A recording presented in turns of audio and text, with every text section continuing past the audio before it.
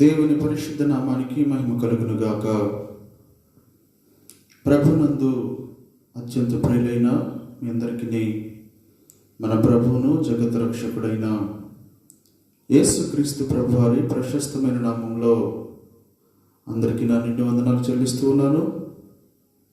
ప్రియులరా, దేవుడు మనకిచ్చినటువంటి యొక్క శ్రేష్టమైనటువంటి సమయంలో కొద్ది నిమిషాలు దేవుని యొక్క వాక్యాన్ని ధ్యానం చేద్దాం. శ్రద్ధ కలిగి దేవుని మాటలను ఆలకించండి. ప్రియులరా, ఈ దినములలో అనేకులు ఎంతో కాలం నుంచి భక్తి చేస్తూ దేవుని వాక్యాన్ని వింటూ ప్రార్థన చేస్తూ ఎంతగానో క్రీస్తులో స్థిరపడ్డవారుగా ఉన్నప్పటికీ సరే, వారి బ్రతుకులలో దేవుని కార్యాలను చూడలేక, దేవుడి వారి పట్ల చేయబోతున్నటువంటి అద్భుతాలను, ఆశ్చర్య కార్యాలను పొందుకోలేక, వాటికి కడుదూరస్తులుగా జీవించడానికి కలిగినటువంటి కొన్ని కారణాలను మీ ముందుంచాలని ఆశపడుతూ ఉన్నాను. శ్రద్ధగా దేవుని మాటలను ఆలకించండి. పరిశుద్ధ బైబిల్ గ్రంథంలో నుంచి రాజుల 2వ గ్రంథము 7వ అధ్యాయము 1వ వచనం నుంచి రాయబడినటువంటి మాటలు నేను చదువుతాను. జాగ్రత్తగా ఆలకించండి.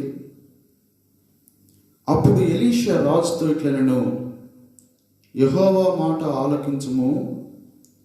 యెహోవా సెలవిచ్చినదేమనగా, రేపు ఈ వేళకు సోమ్రోను ద్వారమందు రూపాయి 1 ఒక మానిక సన్నని పిండియు, రూపాయి 1 2 మానికల యావలను అమ్మబడును. అందుకు ఎవరి చేతి మీద రాజు ఆనుకొని ఉండునో ఆ అధిపతి, యెహోవా ఆకాశమందు కిటికీలు తెరచినను అలాగు జరుగునా అని దైవజనునికి ప్రత్యుత్తరమియ్యగా, అతడు, నీవు కన్నులారా దాన్ని చూచెదవు గాని దానిని తినకుందువని అతనితో చెప్పెను. ప్రియులరా, ఇక్కడ మనం చదువుకున్నటువంటి లేఖన భాగంలో దైవజనుడైనటువంటి ఎలీషా ఇశ్రాయేలుల రాజు యొద్దకు దేవుని చేత పంపబడి ఒక ప్రవచనాన్ని దేవుని మాటగా చెప్తున్నాడు. అదేంటంటే, రేపు ఈ సమయానికి ఇదే వేళకు సోమ్రోను పట్టణ ద్వారమునొద్ద 1 రూపాయికి ఒక మానిక సన్నని పిండి, అదే రీతిగా 2 మానికలు యావలు అమ్మబడతాయి 1 రూపాయికి అనేటువంటి ఒక ప్రవచనాన్ని దైవజనుడు ఇశ్రాయేలుల రాజుతో చెప్తుండగా, రాజు ప్రక్కనే ఉన్నటువంటి, రాజుకు సలహాదారుడిగా ఉన్నటువంటి ఒక అధిపతి దైవజనుడు చెప్తున్నటువంటి మాటలను విని వెంటనే దైవజనుడితో అంటా ఉన్నాడు, దేశంలో ఉన్నటువంటి పరిస్థితులు భయానకంగా మారిపోయి కరువు చేత ప్రజలు అలోటిస్తూ ఉంటే, ఆహారం లేక ప్రజలు 9 నెలలు మోసి కన్న బిడ్డలనే వారి మాంసాన్ని పీక్కొని తింటున్నటువంటి ఈ కరువు దినాల్లో దేశంలో ఉన్నటువంటి భయంకరమైనటువంటి క్షామాన్ని చూసినటువంటి అధికారి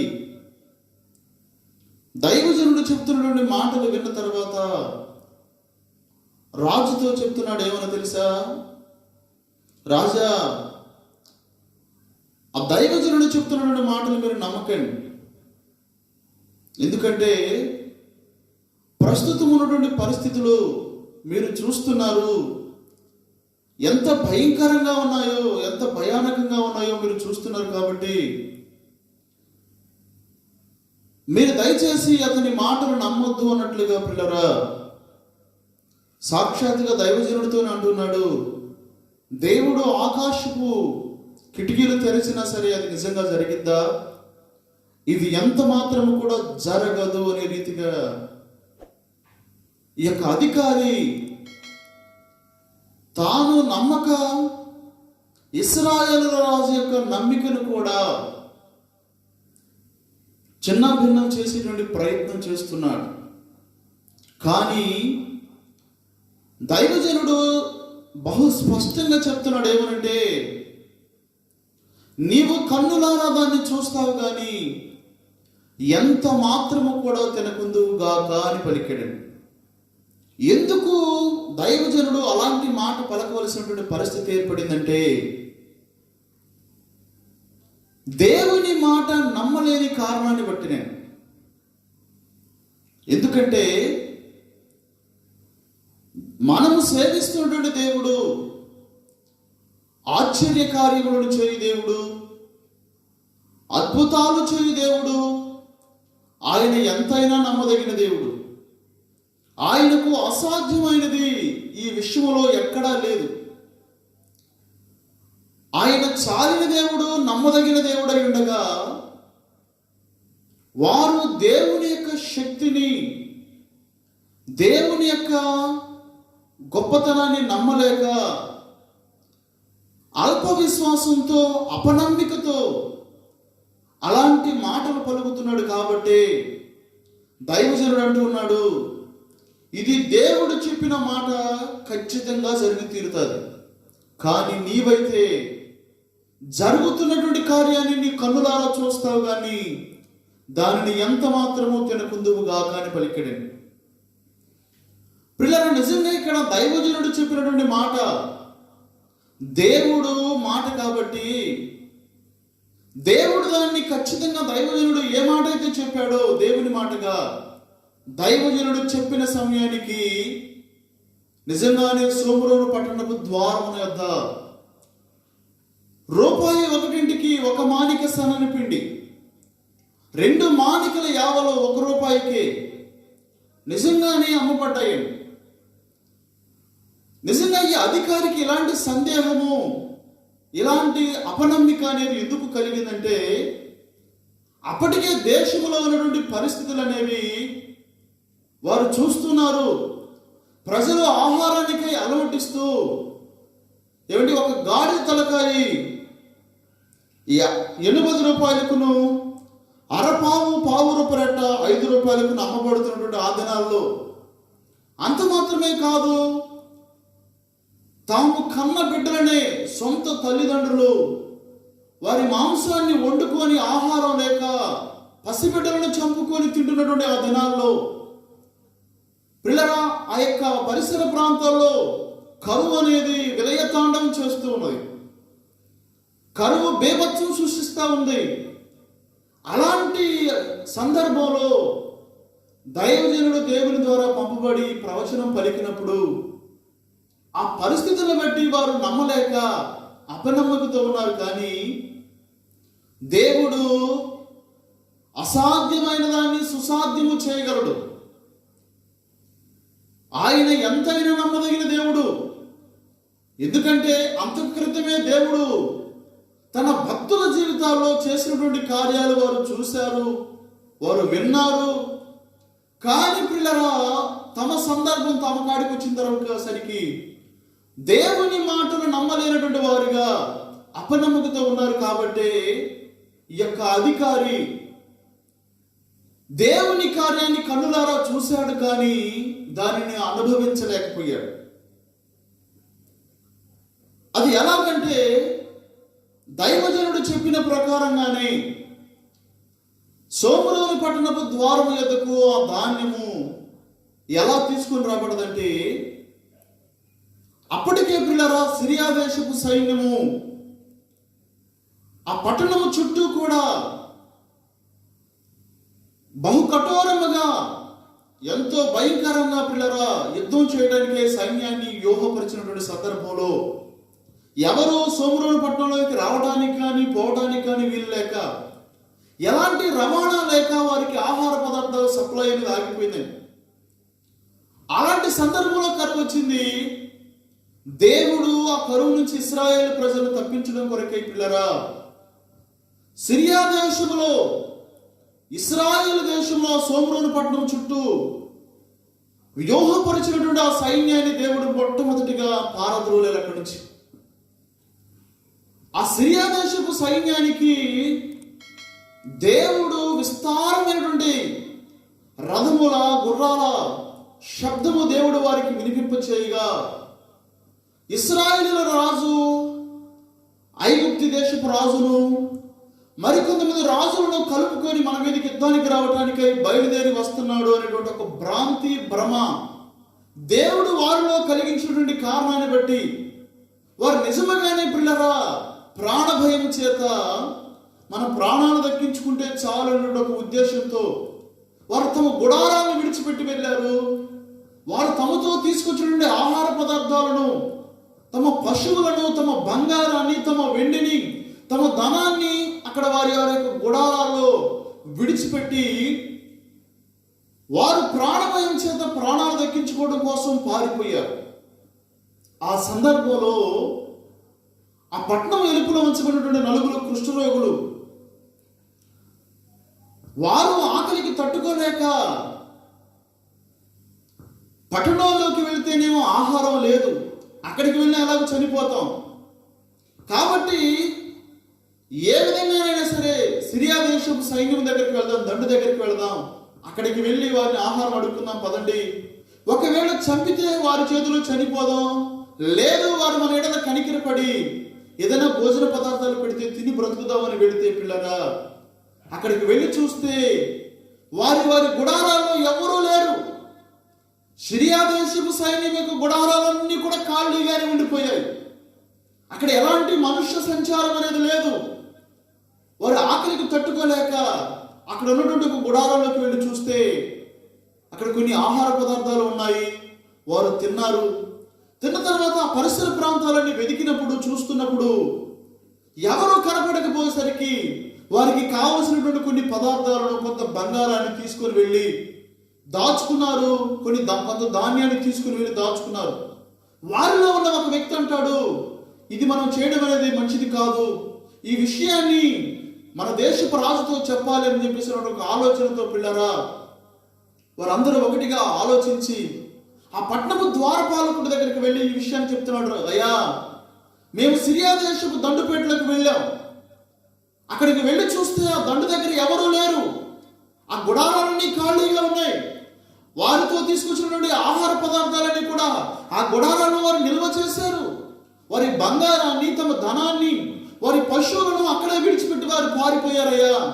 మేము ఆ ప్రదేశం అంతా వెతికి చూసినప్పుడు ఎవరో మాకు కనపడలేదు అనేటువంటి విషయాన్ని ఆ ద్వారపాలకుడు చెప్పినప్పుడు ఆ ద్వారపాలకుడు పిల్లరా ఇశ్రాయేలు రాజుతో ఆ విషయాన్ని తెలియపరిస్తే ఆ విషయంలో రాజు కూడా నమ్మలేదండి. ఎందుకంటే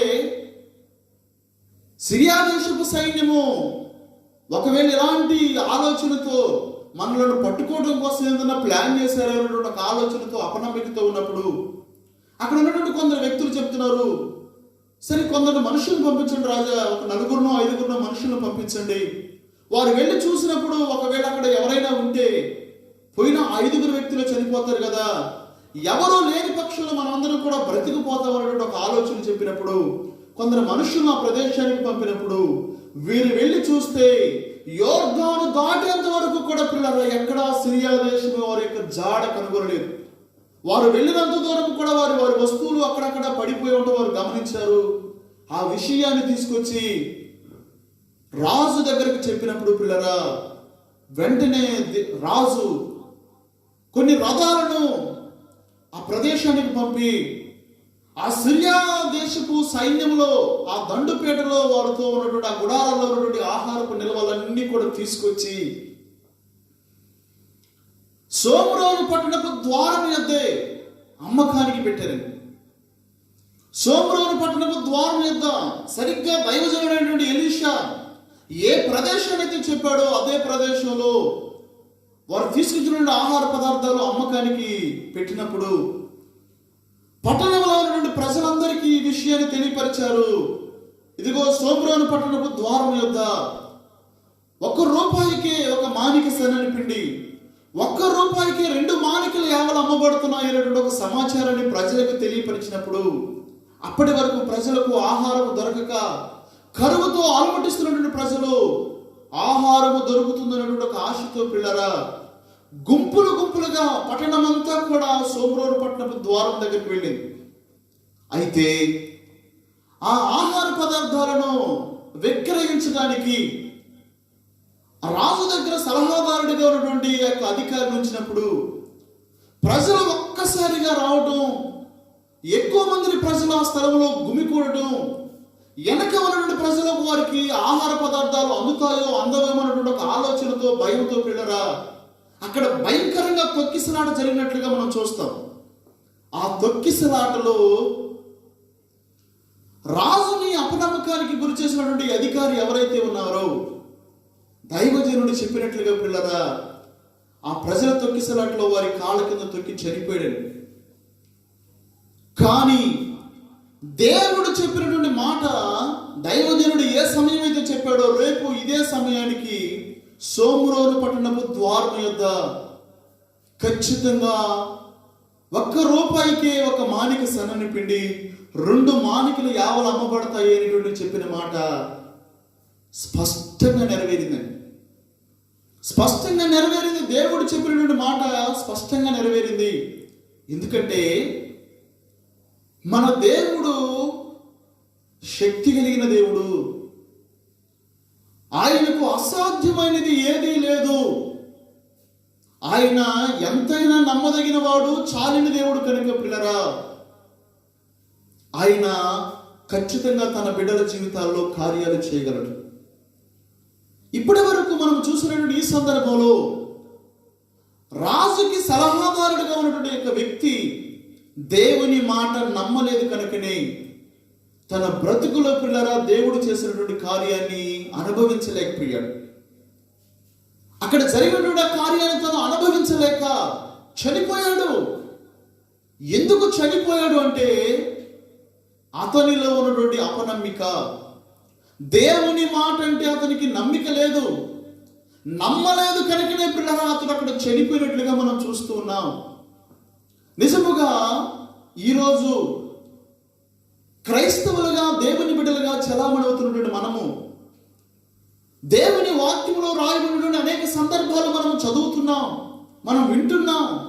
దేవుడు తన బిడ్డల జీవితాల్లో, భక్తుల జీవితాల్లో చేసినటువంటి కార్యాలను అసంఖ్యాకంగా మనం బైబిల్ గ్రంథంలో చూస్తూ ఉన్నామండి. కానీ పిల్లరా మన యొద్దకు వచ్చేటువంటి సందర్భం గడికి వచ్చిన తర్వాత దేవుని మాట విషయంలో మనము అపనమ్మకంతో బ్రతుకుతున్నామండి. దేవుడు మన బ్రతుకులో చేయదలిచినటువంటి కార్యాలు మనతో చెప్తున్నప్పుడు అపనమ్మకంతో, అవిశ్వాసంతో జీవిస్తూ ఉన్నాం. దేవుడు నా బ్రతుకులో ఈ కార్యాన్ని చేయగలడా? దేవుని వల్ల నేను ఈ కార్యాన్ని పొందుకోగలనా? దేవుడు నా బ్రతుకులు ఈ కార్యాన్ని చేయగలడా అనేటువంటి ఒక అపనమ్మిక, అవిశ్వాసం అనేది పిల్లారా ఈరోజు చాలా మంది జీవితాల్లో కనబడుతూ ఉందండి. అలాంటి అవిశ్వాసము, అపనమ్మకము, దేవుని మాట నమ్మలేనటువంటి కారణాన్ని బట్టి దేవుడు నీ జీవితంలో ఏ కార్యాన్ని కూడా చేయలేకపోతున్నాడు. మొట్టమొదటిగా దేవుడు నీ జీవితంలో కార్యాన్ని చేయాలి అంటే, దేవుని కార్యాలు నీ బ్రతుకులో జరగాలి అంటే, నీ కుటుంబంలో జరగాలి అంటే, నీ బిడ్డల జీవితాల్లో జరగాలి అంటే నీవు మొట్టమొదటిగా దేవుని మాట నమ్మాలి. దేవుడు ఈ కార్యాన్ని చేయగలడు, దేవుడు నాతో చేసినటువంటి వాగ్దానాన్ని రూఢిపరచగలడు, దేవుడు నాతో చెప్పినటువంటి మాటను ఖచ్చితంగా నెరవేర్చగలడు అనేటువంటి విశ్వాసము, ఆ యొక్క నమ్మకత్వము నీలో ఉన్నప్పుడు దేవుడు చెప్పినటువంటి మాట నీ విషయంలో రూఢిపరచగలడు. కానీ పిల్లరా మనం ఒక పక్క ప్రార్థన చేస్తూనే ఉంటాం, వాక్యాన్ని వింటూనే ఉంటాం, దేవుని సన్నిధికి వెళుతూనే ఉంటాం, దేవుడు తన బిడ్డల జీవితాల్లో చేసినటువంటి ఆయా బిడ్డలు చెప్తున్నటువంటి సాక్ష్యాలు వింటూ ఉంటాం. కానీ మనము మాత్రం దేవుని కార్యాలకు అత్యంత దూరస్తులుగా బ్రతుకుతున్నాం. ఆయా వ్యక్తుల జీవితాల్లో జరిగినటువంటి కార్యాలు చూస్తున్నాం, ఆయా వ్యక్తుల జీవితాల్లో జరిగినటువంటి కార్యాలు మనము సాక్ష్యాలుగా చెప్తున్నప్పుడు వింటూ ఉన్నాం. కానీ మనము దేవుని కార్యాలు నోచుకోలేనటువంటి వారిగా, మన బ్రతుకులో దేవుని వలన ఎలాంటి సహాయాన్ని పొందుకోలేనటువంటి వారిగా మిగలడానికి కలిగినటువంటి కారణం ఏంటంటే మనకు దేవుని మాటల పట్ల నమ్మకము అనేది లేకే. ఇదిగో నిజముగా నీవు దేవుని మాటలు నమ్మితే దేవుని కార్యాలను చూడగలుగుతాం. దేవుని మాటలను నమ్మినప్పుడు నీ బ్రతుకులో దేవుడు కొన్ని అద్భుతాలు చేస్తాడు. అలాంటి నమ్మిక, అలాంటి విశ్వాసము నీ జీవితంలో కావాలి. ఇక్కడ రాజుకి సలహాదారుడిగా ఉన్నటువంటి అధికారి దేవుని మాట నమ్మలేదు కనుక పిల్లరా అతడు కన్నులతో చూశాడు కానీ దానిని అనుభవించలేకపోయాడు. ఎందుకంటే అతనిలో నమ్మకత్వము అనేది లేదు. దేవుని కార్యాల విషయంలో నమ్మిక అనేది లేక, దేవుని మాట పట్ల అతనికి నమ్మకం అనేది కుదరక చనిపోయినట్లుగా మనం చూస్తూ ఉన్నాం. పిల్లల రెండవ సందర్భాన్ని నేను వివరిస్తాను. లూకా సువార్త 1వ అధ్యాయము 8వ వచనంలో రాయబడినటువంటి మాటలు చదువుతున్నాను. లూకా సువార్త 1వ అధ్యాయము 8వ వచనం నుంచి రాయబడినటువంటి మాట. జకర్యా తన తరగతి క్రమము చొప్పున దేవుని ఎదుట యాజక ధర్మము జరిగించుచుండగా యాజక మర్యాద చొప్పున ప్రభు ఆలయంలోనికి వెళ్ళి ధూపమయ్యేటకు అతని వంతు వచ్చును. ధూప సమయమందు ప్రజల సమూహమంతయు వెలుపట ప్రార్థన చేయుచుండగా ప్రభువు దూత ధూప వేదిక కుడివైపున నిలిచి అతనికి కనబడగా జకర్యా అతనిని చూచి తొందరపడి భయపడిన వాడాయను. అప్పుడు ఆ దూత అతనితో, జకర్యా భయపడకుము, నీ ప్రార్థన వినబడినది, నీ భార్య అయిన ఎలిజబెత్ నీకు కుమారుని కనును, అతనికి యోహాను అని పేరు పెట్టుదువు. అతడు ప్రభు దృష్టికి గొప్పవాడై ద్రాక్షారసమునైనను మద్యమునైనను త్రాగక తన తల్లి గర్భమునది పుట్టినది మొదలుకొని పరిశుద్ధాత్మతో నిండుకుని వాడై ఇశ్రాయేలులో అనేకులను ప్రభువైన దేవుని తట్టు త్రిప్పును. పిల్లలు, ఇక్కడ జకర్యా అనేటువంటి ఒక యాజకుడు యాజకత్వాన్ని జరిగిస్తున్నాడు దేవుని మందిరంలో. యాజకత్వాన్ని జరిగిస్తున్నటువంటి యొక్క జకర్యా అట పిల్లలు లేనివాడిగా అతడు ఒక బాధను అనుభవిస్తున్నాడు. గర్భఫలము లేక బాధపడుతున్నాడు, సంతానం లేక బాధపడుతున్నాడు ఈ యొక్క వ్యక్తి. అలాగే పిల్లల యాజకత్వాన్ని జరిగిస్తుండగా అతనికి వృద్ధాప్య దశ వచ్చేసిందని. అయితే ఒకనాడు తన తరగతి క్రమము చొప్పున యాజకత్వము జరిగించడం కొరకై దేవాలయంలోనికి వెళ్ళిన తర్వాత అక్కడ దేవుని యొక్క దూత లోపల ప్రత్యక్షమైందని అతనికి. ప్రత్యక్షమైన తోడని అతను కలవరపడిపోయి భయపడుతున్న సందర్భంలో దేవుని దూత జకర్యాతో మాట్లాడుతూ, నువ్వు భయపడవద్దయ్యా జకర్యా, ధైర్యంగా ఉండు. ఇదిగో నీ భార్య అయినటువంటి ఎలిజబెత్ నీకు ఒక కుమారుని కనబోతా ఉంది. అతని పేరు యోహాను. ఏమండి, అతను గొప్పవాడవుతాడు ప్రభు దృష్టికి. అనేకులను దేవుని తట్టు త్రిప్పేటువంటి ఒక గొప్ప పరాక్రమం కలిగినటువంటి ఒక యోధుడవుతాడు అనేటువంటి కొన్ని విషయాలను యాజకత్వం చేసినటువంటి యొక్క జకర్యాతో చెప్తున్నప్పుడు పిల్లరా, జకర్యా యాజకుడైనప్పటికీ సరే దేవుడు తనతో చెప్తున్న మాటలు నమ్మలేక అపనమ్మకంతో, నా భార్య అయినటువంటి ఎలిజబెత్ వృద్ధురాలు కదా, నేను వృద్ధుడవుతున్నాను, మాకెలాగ ఈ సమయంలో ఈ వయసులో ఎలాగ పిల్లలు పుట్టగలుగుతారు, పిల్లలు ఎలా పుడతారు అని చెప్పేసి అని ఒక ప్రశ్న దేవుని దూతను అడుగుతున్నప్పుడు పిల్లరా 19వ వచనంలో మనం చూస్తే అక్కడ దేవుని దూత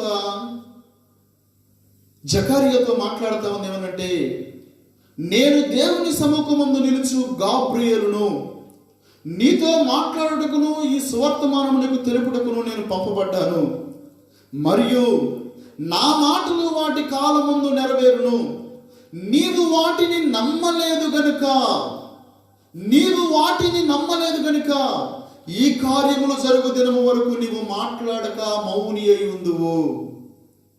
పిల్లలు చూడండి ఒకసారి, దేవుడు జకర్యాతో చెప్తున్నటువంటి మాటలు నమ్మేటువంటి మనసు లేక, నమ్మటానికి పిల్లల నమ్మిక కుదరక తనతో చెప్తున్నటువంటి దూతను ప్రశ్నిస్తున్నాడు. ఇది ఎలా సాధ్యమైంది అసలు? ఎందుకంటే పరిస్థితులన్నీ చూడండి పిల్లరా, భయానకంగా ఉంది. ఎక్కడికా ఒక ప్రక్క చూస్తే తన భార్య వృద్ధాప్యంలో ఉంది. అలాంటి వృద్ధాప్యంలో ఉన్నటువంటి నా భార్య ఎలా గర్భవతి కాగలదు, నాకు ఎలా కుమారుని కనగలదు అనేటువంటి అపనమ్మికతో దూతను ప్రశ్నిస్తున్నప్పుడు, నేను దేవుని సముఖం ముందు నిలిచేటువంటి గాబ్రియేలును, ఈ విషయాన్ని నీతో చెప్పుటకు దేవుడు నన్ను నీ యొద్దకు పంపాడు.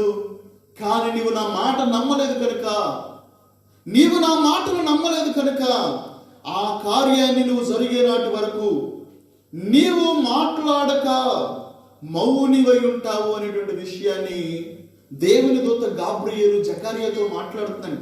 పిల్లరా, ఎంత ఆశ్చర్యకరంగా ఉందండి. యాజకత్వాన్ని జరిగించేటువంటి జకర్యా ప్రజలకు దేవుని ధర్మశాస్త్రాన్ని బోధిస్తూ, ప్రజలకు దేవుని గురించి బోధించి అనేకులను దేవుని చెంత ధైర్యపరిచేటువంటి, అనేకులకు దేవుని వాక్యాన్ని బోధిస్తూ దేవుని చెంత ధైర్యపరిచేటువంటి జకర్యా జీవితంలోనే పిల్లరా అపనమ్మిక కనబడతా ఉంది. దేవుని దూత చెప్తా ఉంది, నీవు ఈ కార్యము జరుగునాటి వరకు నీవు మాట్లాడక మోగవాడివై ఉంటావు, నువ్వు మాట్లాడలేవు. అలాగే పిల్లరా, జకర్యా యోహాను పుట్టేంత వరకు మోగవాడిగానే ఉన్నాడు. ఎందుకంటే జకర్యా దేవుని మాట నమ్మలేదు. తనకు తెలుసు దేవుడు తన భక్తుల జీవితాల్లో చేసినటువంటి కార్యాలు జకర్యాకు తెలియదా? వృద్ధాప్యంలో ఉన్నటువంటి అబ్రహాముకు, శారాకు దేవుడు సంతానాన్ని ఇచ్చాడని సంగతి జకర్యాకు తెలియదా? తెలుసు. కానీ అనేకులకైతే ఆ సందర్భాలు చెప్పాడు. కానీ తన కాడికి వచ్చేసరికి, తన ఎదుకు వచ్చే వరకు దేవుని మాటల పట్ల పిల్లరా అపనమ్మకంతో బ్రతికాడు. కనుకనే దేవుని దూత తనతో మాట్లాడుతూ ఉంది, ఈ కార్యము జరిగేంత వరకు నీవు మాట్లాడక మౌనివై ఉంటావు, మోగవాడు అయి ఉంటావు అని చెప్పినప్పుడు నిజంగానే పిల్లరా దేవుని మందిరంలో ఉండగానే అతని నోరు మూయబడిందండి. అతడు దేవాలయంలో నుంచి బయటకు వెళ్ళినప్పుడు అతడు ప్రజలతో మాట్లాడడానికి ప్రయత్నిస్తే అతను నోరు రావట్లేదండి. అతడు సంజ్ఞలు చేస్తున్నాడని రాయబడతాడు. అంటే అతడు మోగవారు ఏ విధంగా సంజ్ఞలు చేస్తూ ఉంటారో అలాగే సంజ్ఞలు చేస్తూ ఉన్నారండి. జకర్యా అలాగే సంజ్ఞలు చేస్తున్నాడు. దానికి కలిగినటువంటి కారణం ఏంటంటే అతడు దేవుని మాట నమ్మలేదు. దేవుడు తనతో చెప్పినటువంటి మాట నమ్మలేదు కనుకనే పిల్లరా జకర్యా అలాగ మోగవాడిగా ఉన్నాడు. యోహాను పుట్టిన తర్వాత అతనికి నామకరణ చేసేటువంటి సమయం ఆసన్నమైనప్పుడు ఆ సందర్భంలో అతనికి ఏం పేరు పెట్టాలి, ఎలాంటి పేరు పెట్టాలని ఆలోచిస్తున్నటువంటి సందర్భంలో వారి యొక్క ఆలోచన ప్రకారం వారు ఆలోచిస్తున్నప్పుడు తండ్రి అయిన జకర్యా యొద్దకు వచ్చి ఏం పేరు పెట్టాలని అడిగినప్పుడు అతని యొద్దకు పలకను తెప్పించి దాని మీద రాయమని చెప్పినప్పుడు పిల్లరా జకర్యా యోహాను అనేటువంటి పదాన్ని రాశాడు. ఎప్పుడైతే జకర్యా యోహాను అనేటువంటి పేరు రాశాడో వెంటనే అతని నోరు సడలింపబడింది. ఆ తర్వాత అతడు మరలా ఎప్పటి మాదిరిగా మాట్లాడగలిగాడు. చూసారా పిల్లరా, దేవుడు యోహాను పుట్టేంత వరకు జకర్యా మాట్లాడటానికి వీలు లేనటువంటి కారణం ఏర్పడటానికి కలిగినటువంటి కారణం ఏంటంటే జకర్యా దేవుని మాట నమ్మలేదు. పిల్లరా, ఈ మాటలు వింటున్నట్టు నీ జీవితంలో దేవుని మాటల పట్ల అపనమ్మకము, దేవుని మాట పట్ల అవిశ్వాసముతో ఒకవేళ నువ్వు జీవిస్తున్నావేమో, అలాంటి అవిశ్వాసము, అలాంటి అపనమ్మకం అనేది నీ జీవితంలో నుండి నువ్వు తీసివేసుకొని నమ్మకముతో దేవుని మాట పట్ల విశ్వాసముతో నువ్వు జీవించినట్లయితే నీ బ్రతుకులో నీవు కూడా గొప్ప కార్యాలు చూడగలవు. దేవుడి కొద్ది మాటలు దీవించును గాక. ఆమేన్. అందరికీ వందనాలు.